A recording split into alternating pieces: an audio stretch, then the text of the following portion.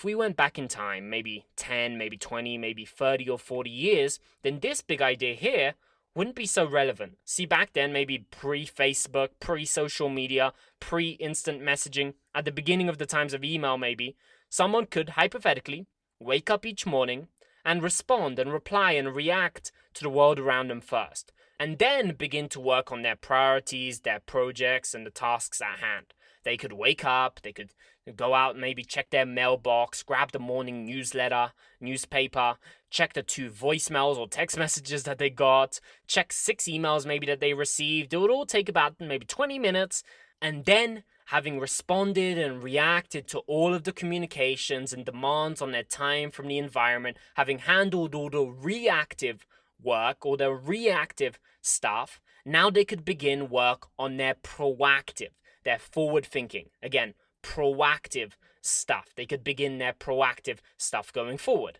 And by the way, by proactive, I mean stuff that's truly important, stuff that's thinking forward into the future, which, by the way, is the stuff that's usually not urgent. It's not coming so much from the demands of the environment as much as it's coming from the desire to progress further. See, proactive work, and I want to form this distinction here between the two, proactive work isn't just about doing what you have to do to survive, to pay the bills, to make ends meet, to make it through to the end of next week. No, proactive work is usually doing the stuff that you don't really need to do to survive, yet you choose to do in order to truly thrive and create new things. For example, for me, I don't need to write another book. I don't need to create another training program or another website or sales process or collaborate with more like-minded people or create more content and put it out into the world. I can survive without that stuff. I can just continue with what I already got. But that stuff is my proactive work. It's not stuff that I need to do, but stuff that I choose to do actively because I look into the future and I want to create more stuff. I want to impact more people. I want to do it for myself, for the people that I love, for the world around me, for my customers, for my clients. So I think forward into the future and I prioritize these proactive, forward-thinking ideas. Plus, there's no boss sitting around telling me to write another book or create another training. Nope, I'm doing that out of my own desire. It's not coming from the demand from someone or something, from the environment, but from within. That's what I mean by proactive, forward-thinking work. On the flip side from proactive, on the other side, you have reactive, which is the work that comes mainly from the demands around you. It's replying to that email from someone. It's finishing that report because your boss told you to. It's doing something to pay the bills this month. It's doing what you have to do, and it's coming, in most cases, from the outside. It's someone else being proactive and reaching out, and you're just reacting to that conversation or that demand or that request. So that's just the basic distinction between proactive and reactive. And the first big idea here is that we should start our days with the proactive stuff first. And that's because the strategy of waking up and checking into the world, being reactive first, just doesn't work so more in today's interconnected and fast-paced world. See, today, if you wait to do your proactive forward-thinking work until you've handled all of your incoming communications, or the urgencies, or the demands from the environment, in most cases, you're screwed. Why? Because you'll end up doing that stuff all day long sometimes and never actually getting to that proactive, forward-thinking stuff, your goals, your projects, the tasks that are truly meaningful to you over the long term. See, in today's world of opportunity and at the same time distraction and instant communication and all of that stuff, it never stops. The reactive stuff never ends. There's always going to be more emails coming into your inbox that demand your attention. More messages and texts and social media posts and notifications that want your attention and your response, demands from other people. Even during the nights, our inboxes are filling up because we're connected with people not just locally, but globally. And so in summary, if you wait until you've handled all of your reactive stuff to start doing your proactive forward-thinking work, you may never get there, sadly, unfortunately. And so today we have to flip this approach on its head. We have to be proactive first and then reactive once we've done some of our proactive stuff. which means you don't check email first thing in the morning and get stuck in that rabbit hole until lunch. You don't start reacting to all of the demands of the environment and answering inquiries and getting caught up in running errands and all that stuff. Rather, you spend your morning, the first 2, 3, 4, 5 hours maybe of your day on proactive, forward-thinking activities and projects. You want to start with the big rocks first, which is a phrase, by the way, big rocks first, that was shared by Stephen Covey all those years ago. In fact, here's a bit from Stephen Covey's book titled First Things First about this whole idea of big rocks first. That was his terminology for it. And I'm sharing this because it's a brilliant visual way of understanding it. So pay close attention to this bit as I read it out for you. One day, this expert was speaking to a group of business students, and to drive home a point, used an illustration I'm sure these students will never forget. After I share it with you, you'll never forget it either. As this man stood up in front of the group of high-powered overachievers, he said, "Okay, time for a quiz." He then pulled out a 1-gallon wide-mouthed mason jar and set it on the table in front of him. He then produced about a dozen fist-sized rocks and carefully placed them, one at a time, into the jar. When the jar was filled to the top and no more rocks would fit inside, he asked, "Is this jar full?" Everyone in the class said yes. He then said, "Really?" He reached under the table and pulled out a bucket of gravel. He then dumped some gravel in and shook the jar, causing pieces of gravel to work themselves down between the small spaces between the big rocks. He then smiled and asked the group once more, "Is the jar full?" By this time, the class was on to him. "Probably not," one of them answered.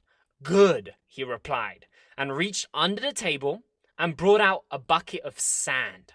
He started dumping the sand in, and it went into all the spaces between the rocks and the gravel.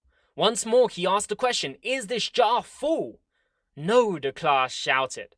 Once again, he said, "Good."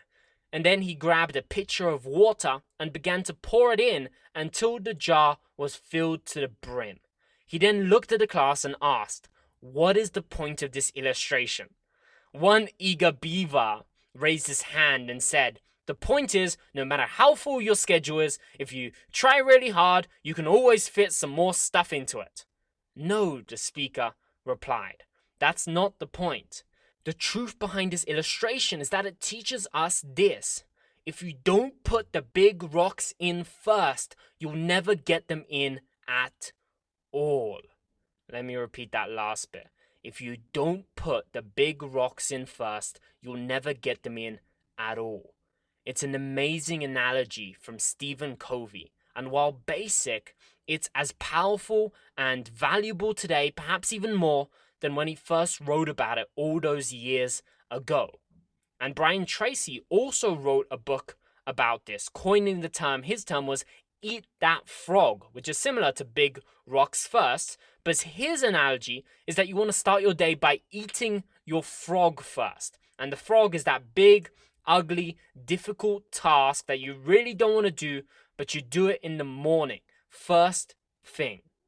And even if you may have heard some of these ideas and these analogies, these metaphors, these examples before, and you may be thinking to yourself, "Hey, Bogdan, I know this stuff. I've read that book or I've heard that analogy." Then my question to you is, are you doing this? Are you living out this first big idea here? If so, great. But if you just know it intellectually, theoretically, you've heard it, but you're not actually doing it every single day, rather your mornings are still filled with low-value priorities and reaction and distraction, if you're not putting in the big rocks first, if you're not eating that frog, that difficult task first thing in the morning, then you don't really know it. I'm sorry to disappoint you here, but you don't really know it. Not really, not truly, not enough that you actually do something about it. So make sure you apply this. Then you'll know it. And I hope that some of these specifics and practical steps that I'll share here with you will help you apply this. See, ultimately, effectiveness, doing what's important, is the first pillar of the 2 pillars of productivity, like I covered all the way back in module number 1. And the first rule of effectiveness is to make sure you not only plan, but schedule and prioritize and do what's most important. And ideally, do it before anything else. Live out this first big idea. And the quote that stands out for me about this point right here is this one: things that matter most must never be at the mercy of things that matter least. Now, why should you follow this big idea and start with the proactive tasks, the big rocks, the frog? Why should you start with that? Well, kind of to summarize this first point here and then move on to the next one, there are 3 big reasons why you should do this. The first reason is if you don't focus on those big proactive things first, but rather engage in distraction or reaction, then it may cause you to spiral. There's just an endless number of things to do and demands and things to react to. See, people that start their days with email don't usually just look at email for 2 minutes. No, they start seeing people's replies, and so they reply, and then a new email comes in, and they reply to that one again, and 15, 20, 30, 60 minutes have gone by, and they're still handling email, and then maybe they've moved on to social media, and then someone comes in and into their office, and they ask them something, and they do that, and we start to spiral. What I'm urging you to do here is to be self-aware enough and not give yourself an opportunity to spiral in this way. Set yourself up to win. Don't go into the office and have a whole list of projects, important things that you want to work on, yet end up leaving the office just reacting to stuff all day and not making any progress. Don't do that. Set yourself up to win, and so decide that first things in the morning, first few hours of the day are about proactive work. And you can get to the reactive stuff later. You can put the gravel and the sand and the water in later, but get those big rocks in first. The second point, and this is a big one here, modern scientific research has shown us that during the first 2 to 4 hours, during those first few hours after waking up, our minds are naturally in the best space to focus, to be productive, and to get stuff done. We have the most physical and mental energy. We make the best decisions. Science and research has shown that. We have the most willpower. It's shown that too. And we're most likely to delay gratification and be able to make smart long-term decisions. Basically, we're naturally most focused and prepared to make great decisions and be productive in those first few hours of the day. That's what the science, the research shows, but it's also common sense. See, just like a muscle, like say your biceps, are strongest after they've been given time to rest and recover, our brains are most aware and alert and ready to be focused and productive and forward thinking after rest, after you slept during the night and you wake up refreshed in the morning. Start to really utilize this biological and psychological advantage that we have and start to put things in the right place. So get up and do your proactive, forward-thinking stuff first. Don't waste this prime time by doing low-value stuff like checking email or checking social media. You'll get to that stuff. Use this peak real estate, this prime time, effectively to do forward-thinking, proactive work. And the third point here is when you eat those big frogs first thing in the morning, you do those difficult but important and meaningful tasks, you put those big rocks in first, it will give you a massive sense of confidence and belief and enthusiasm and positive momentum, which I'll talk about a little later in one of the later modules. And this one's a big one for me personally because I've experienced this and I experience this every day. When I'm able to get up and work, say from 6 or 7 through to 10 or 11 or through to lunchtime in those first, say 2 to 4 hours of the day, I know that I've gotten more done, say before breakfast or before lunch, than most people get done all day when it comes to proactive progression. And that gives me tremendous energy and enthusiasm, knowing that I've already crushed it this morning and I haven't even had breakfast yet. And I've seen the same pattern play out over and over again. See, when you focus on those biggest, most important, proactive, forward-thinking stuff first thing in the morning, you're not only more productive, but you feel amazing as you go into your day, as you go into your meetings and your phone calls and other priorities and other things that you need to get done. You feel great because that progress can often lead to happiness as well as enthusiasm to keep going. It just livens up your day and helps you build that positive forward momentum. Now, it doesn't matter as much whether you wake up at 5 a.m. or 11 a.m. and what time you go to bed. The key is whenever you wake up, during those first few hours, for me, I love waking up early and doing things early, but whenever you wake up, the key is those first few hours, those first 2 to 4 hours of the day. That's your prime time for forward-thinking, proactive stuff. And one last thing. With all of this said, I want to make sure that I make this clear as well. Reactive stuff isn't bad. I want to make sure that you hear this and I make this super clear. It's not just about doing either proactive work or reactive work. Both are important. Reactive work isn't bad. We all need to and should want to meet the demands of others and reply to that email and reply to that communication. Communication and follow-up are invaluable. Getting tasks done that we need to do or are on a deadline or all this stuff, that's important. What I'm just sharing is it's about sequencing. You not only need to have the right ingredients, but you need to put them in the right quantities and in the right order in order to bake a cake or whatever. Here, the same applies. Sequencing. And to be optimally productive, especially in today's distracted world, we need to resist the temptation of engaging with reactive stuff first thing in the morning and do this stuff later. Sequencing.